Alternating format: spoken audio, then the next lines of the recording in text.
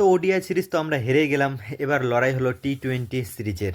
যে 5 ম্যাচের টি-20 সিরিজ নিউজিল্যান্ডের বিপক্ষে টিম ইন্ডিয়া মাঠে নামতে চলেছে আগামীকাল, অর্থাৎ 21শে জানুয়ারি থেকে। আগে তোমাদের বলে নেই, ম্যাচগুলো হলো 21 তারিখ, 23 তারিখ, 25 তারিখ, 28 তারিখ এবং 31শে জানুয়ারি। এই 5 দিনে কিন্তু 5টি টি-20 ম্যাচ রয়েছে। তারপরেই আমরা জানি ফেব্রুয়ারির 7 তারিখ থেকে ওয়ার্ল্ড কাপ চালু হয়ে যাচ্ছে। তো ওয়ার্ল্ড কাপের প্রাক মুহূর্তে টিম ইন্ডিয়ার এটা কিন্তু একটা ব্যাপক প্রস্তুতি পর্ব বলা চলে।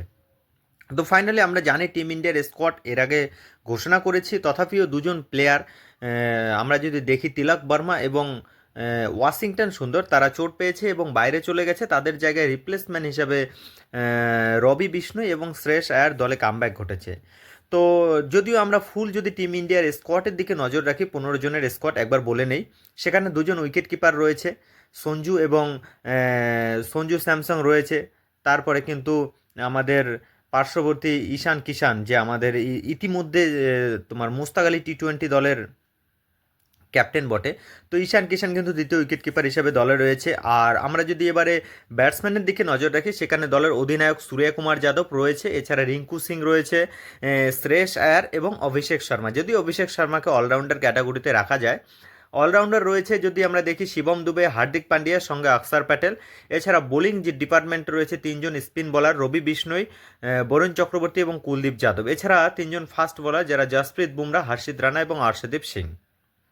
তো এটা হলো টিম ইন্ডিয়ার স্কোয়াড।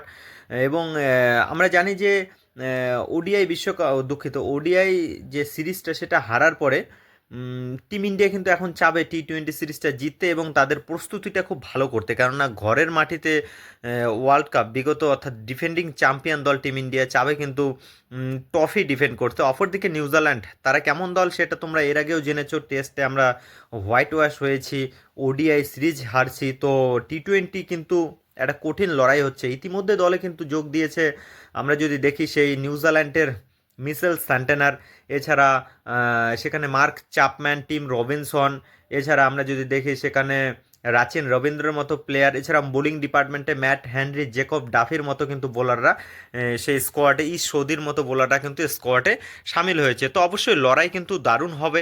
আমরা জানি এখনও কিন্তু দুটো প্লেয়ার যারা কিন্তু ইতিমধ্যে তাণ্ডব চালাচ্ছে, সেই দুজন প্লেয়ার কিন্তু বিগ ব্যাশ লিগ খেলছে। অথবা ইতিমধ্যে ফিন অ্যালেন এবং টিম সাইফার, তারা যদি টিমে ফেরে তো দুর্দান্ত হবে, যদিও তারা এই টিমে নেই।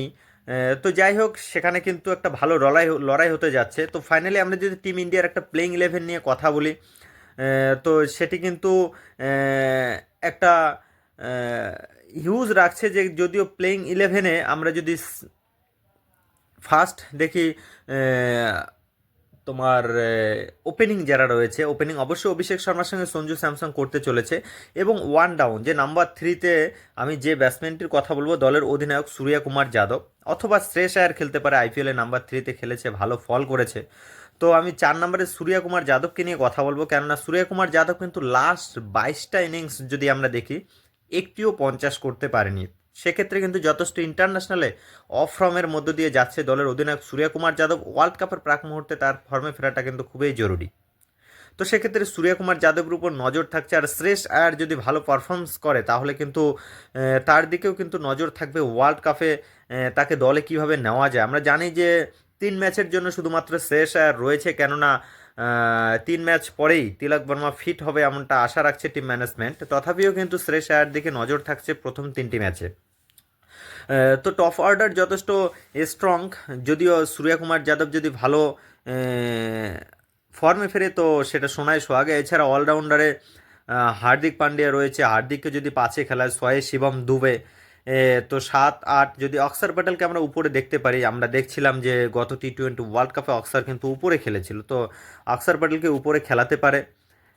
এছাড়া কিন্তু ফিনিশিংয়ে শিবম দুবে না রিঙ্কু সিংয়ের সাথে যাবে, সেটা একটা বড় প্রশ্ন। যদিও শিবম দুবে কিন্তু যে সময় সুযোগ পেয়েছে বিগত কয়েকটি ম্যাচে কিন্তু খুব ভালো খেলেছে, তো শিবম দুবে এগিয়ে থাকবে। রিঙ্কু সিংও কিন্তু চরন্ত, মানে দুরন্ত ফর্মে রয়েছে ইতিমধ্যে। আর নিশ্চয়ই বরুণ চক্রবর্তী এবং কুলদীপের মধ্যে দুজন স্পিন থাকবে আর দুজন পেস বলার, সেটা হয়তো বুমরার সঙ্গে হর্ষিত রানা হতে পারে। কেননা হর্ষিত রানা ইতিমধ্যে যে ওডিআই যে ব্যাটিং করেছে সেটা অবশ্যই কনফিডেন্স দেবে। এছাড়া কিন্তু আমরা চাবো যে 3জন পেসার সম্ভবত খেলাবে না, কেননা হার্দিক পান্ডিয়া এবং শিবম দুবে দলে থাকায় সেখানে কিন্তু রীতিমতো তারা 3-4 ওভার করে দিতে পারবে। সেক্ষেত্রে 2জন বলার খেলবে, আর্শদীপ বুমরা এবং হার্ষিদ রানার মধ্যে 2জন। সম্ভবত গৌতম গম্ভীর যেহেতু শেষের দিকে ব্যাটিং চাবে আর শুরুর দিকে উইকেট মোটামুটি আমরা দেখতেছি এই সিরিজে, ওডিআই সিরিজে কিন্তু ভারতের সর্বাধিক উইকেট সংগ্রাহক হর্ষিত রানা। তো হর্ষিত রানার দিকেই যাবে এমনটা মনে হয়, যদিও আর্শদীপ সিংহ কিন্তু শেষ ম্যাচ ভালো খেলেছে, 3টি উইকেট পেয়েছে ওডিআই আমরা দেখলাম।